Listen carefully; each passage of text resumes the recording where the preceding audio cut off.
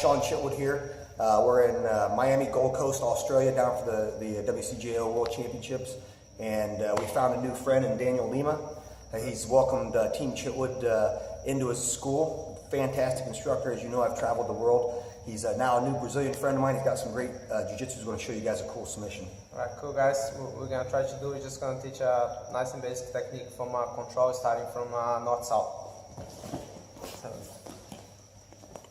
So first thing, control north-south. The way I like to control is always like north-south, one arm in, one arm out. I always want my opponent's face facing towards the side, my arms out, because that's the side he's more likely to breathe. So if he breathes, obviously I have a hand over here, and then I'm bending the leg on the opposite side.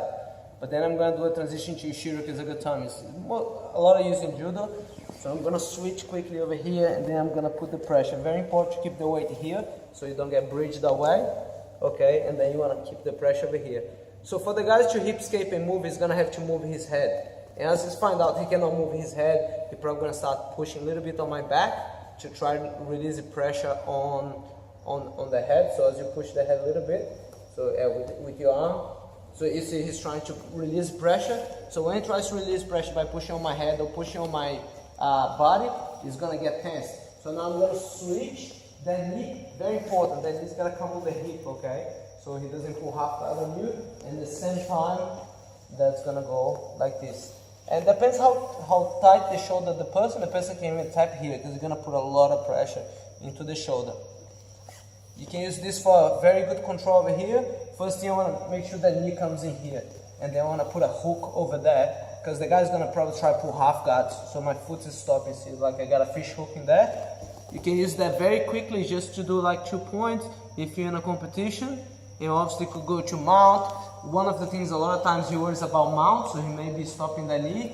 Then I'm going to go under over here, and then I'm going to reach for his wrist, and then increase the pressure, and then pull. And then he's going to tap. If he decides to come with a hand to stop me over here, defend that, then I can go here. I can switch to a kata gatami and try to go from here. I can also switch and then try to take the back. So we do one more time. It'll be quicker now. Over here, switch, change, pressure, control, back over here. So the mechanics over here, what's going to be happening underneath is that hand's going to be reaching, going to have a lot of pressure here, and then you're going to be pulling the arm like that, okay? Here, pressure on, reach, and then to the fence, go to the mount, as try hip escape, switch. Obviously you can go for arm bar or taking the back.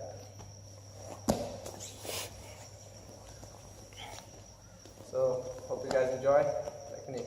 Alright guys, you're ever in Miami, Queensland, Australia, stop in and check these guys at Fight Club Jiu-Jitsu. Yes, please.